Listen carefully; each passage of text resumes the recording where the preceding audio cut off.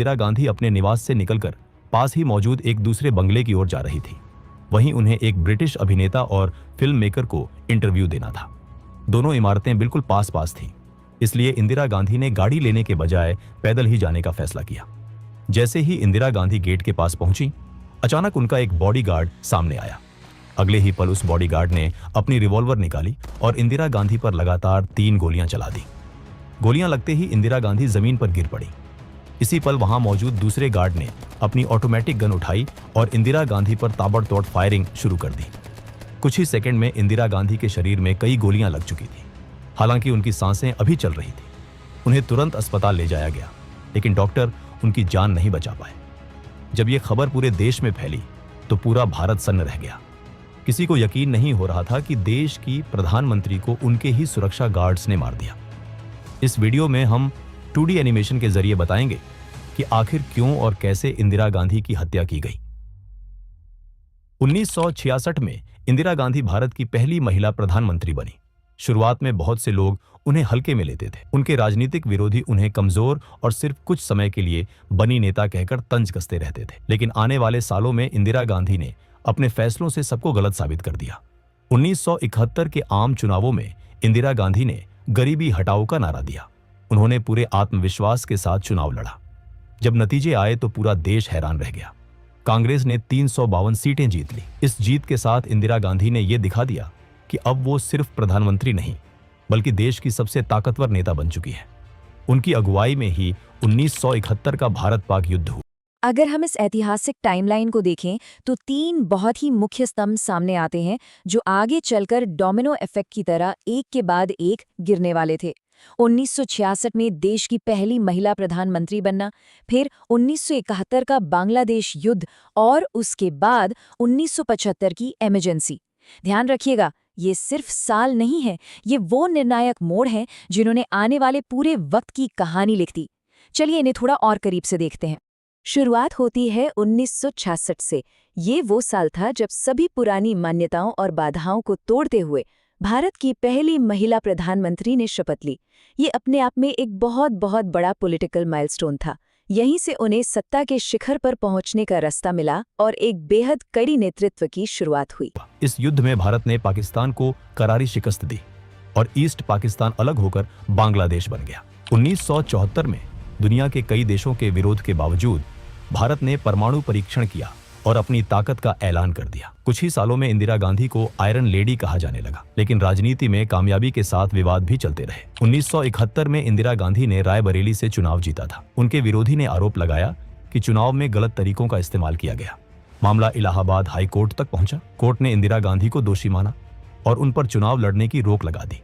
इसके बाद Indira Gandhi supreme court पहुंची। सुप्रीम कोर्ट ने उन्हें प्रधानमंत्री बने रहने की इजाजत दे दी, लेकिन इस फैसले के बाद देश भर में जोरदार विरोध शुरू हो गया। 1975 में दिल्ली के रामलीला मैदान में जयप्रकाश नारायण ने इंदिरा गांधी पर लोकतंत्र खत्म करने का आरोप लगाया। उसी समय देश में रेल हड़ताल, महंगाई और भ्रष्टाचार जैसे मुद्दे भी चल रहे थे। इंदिरा गांधी की कुर्सी डगमगाने लगी।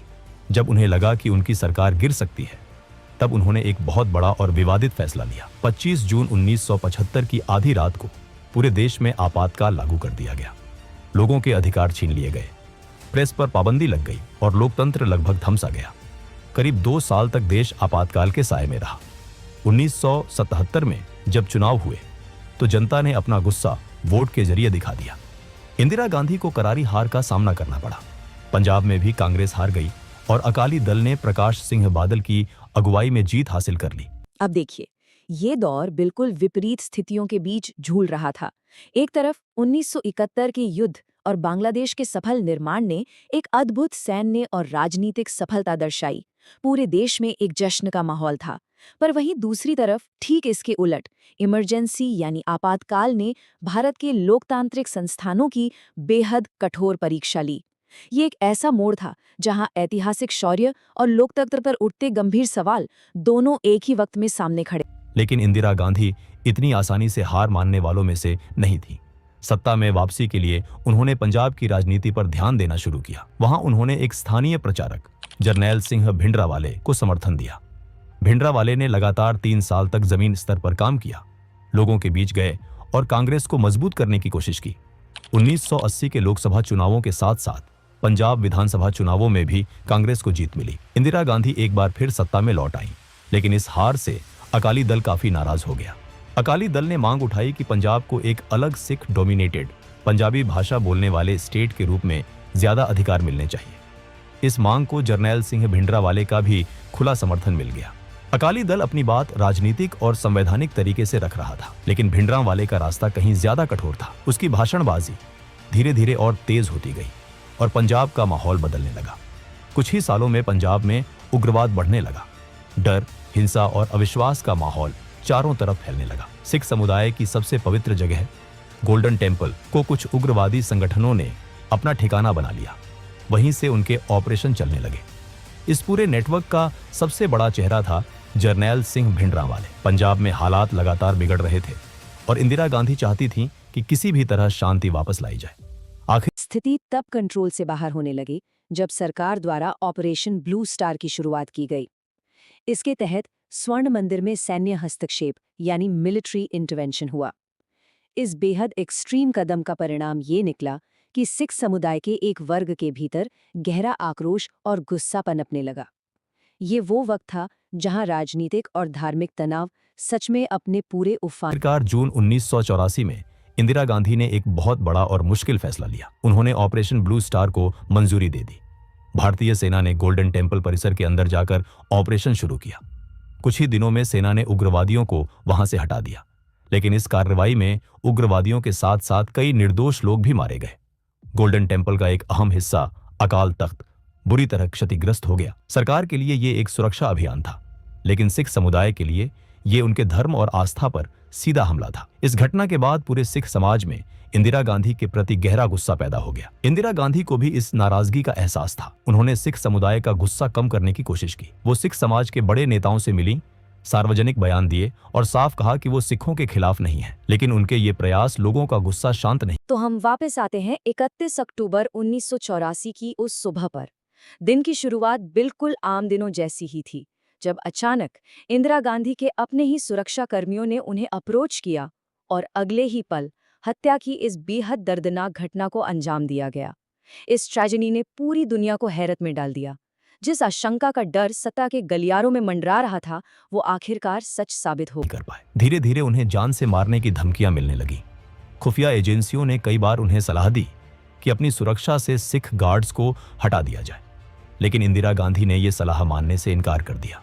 उनका मानना था कि ऐसा करने से सिख समुदाय में गलत संदेश जाएगा और नफरत और बढ़ेगी।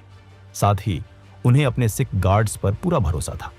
इन्हीं गार्ड्स में से एक था बेअंत सिंह, जो पिछले 10 सालों से इंदिरा गांधी की सुरक्षा में तैनात था। लेकिन ऑपरेशन ब्लू स्टार ने बेअंत सिंह को अंदर से तोड़ दिया था। वो अक्सर अपने अंकल कहर सिंह के साथ गुरुद्वारे जाने लगा। एक दिन कथा सुनते समय बेअंत बहुत भावुक हो गया और जोर जोर से रोने लगा। तब कहर सिंह ने उससे कहा, रो क्यों रहा है, बदला ले। यहीं से बेअंत सिंह के मन में ऑपरेशन ब्लू स्टार का बदला लेने का विचार पक्का हो गया। धीरे धीरे उसके दिमाग में इंदिरा गांधी को मारने की एक खौफनाक योजना बनने लगी। कुछ दिनों बाद बेअंत सिंह ने इंदिरा गांधी की सुरक्षा में तैनात सतवंत सिंह को अपना प्लान बताया।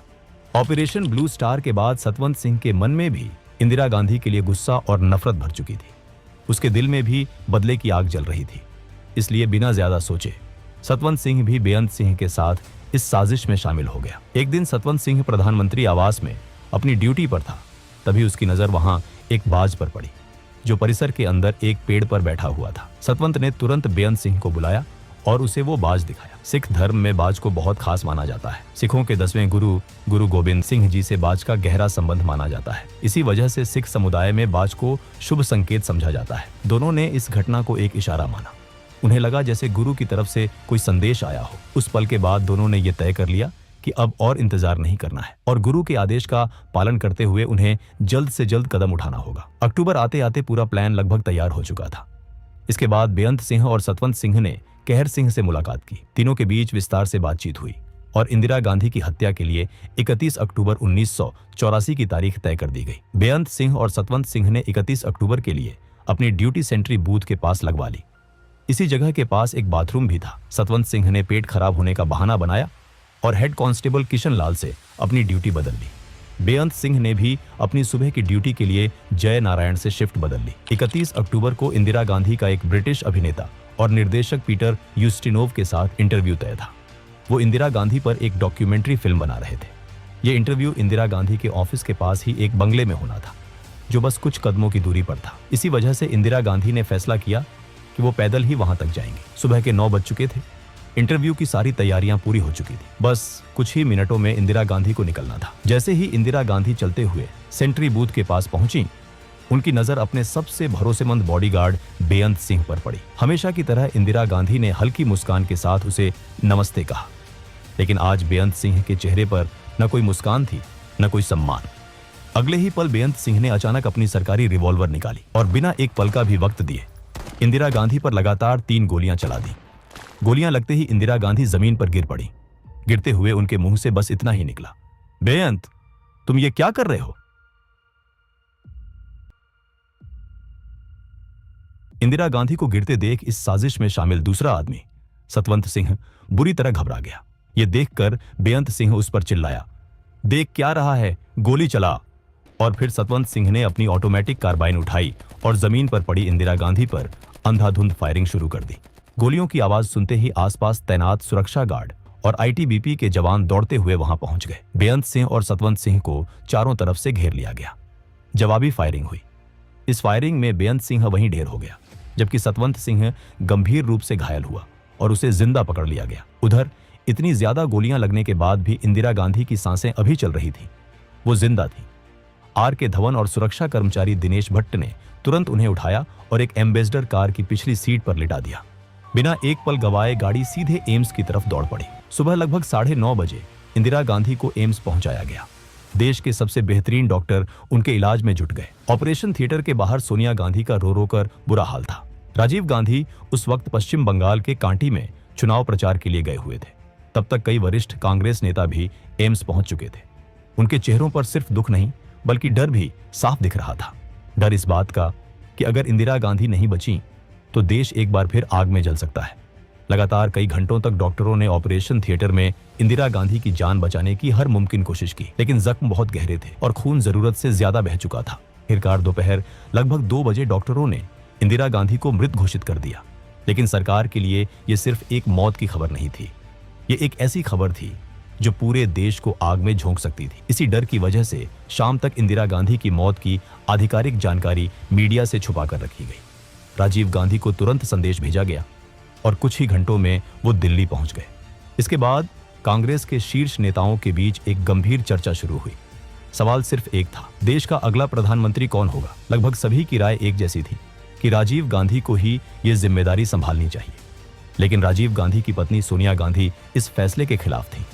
सोनिया को डर था कि अगर राजीव प्रधानमंत्री बने तो कहीं उनकी जान को भी खतरा ना हो। काफी देर तक बातचीत और मंथन चलता रहा, लेकिन आखिरकार यह तय हो गया कि राजीव गांधी ही देश के नए प्रधानमंत्री होंगे। इस घटना के तुरंत बाद पूरे देश को एक भारी अराजकता, एक क्योस में ढकेल दिया गया।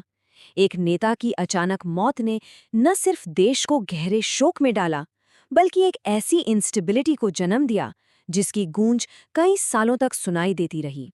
स्थिरता बिल्कुल बिखर चुकी थी, पूरा का पूरा परिदृश्य ही बदल चुका था और देश के सामने एक बहुत बड़ा संकट। उधर जैसे ही इंदिरा गांधी को गोली लगने की खबर फैली, एम्स के बाहर लोगों की भारी भीड़ जमा हो गई। सभी को अब भी उम्मीद थी कि शायद इंदिरा गांधी बच जाए। लोग प्रधानमंत्री की हालत जानने के लिए बेचैन थे। हालात तब और बिगड़ गए जब धीरे धीरे लोगों तक ये बात पहुंची कि इंदिरा गांधी को बचाया नहीं जा सका और उनकी हत्या उनके ही 2 सिख गार्ड्स ने की है। और अब इस पूरे विश्लेषण को समेटते हुए इस आखिरी सवाल पर विचार करते हैं, कैसे एक के बाद एक होने वाली ऐतिहासिक घटनाएं और विवादास्पद फैसले राजनीतिक स्थिरता की नाजुकता को उजागर करते हैं।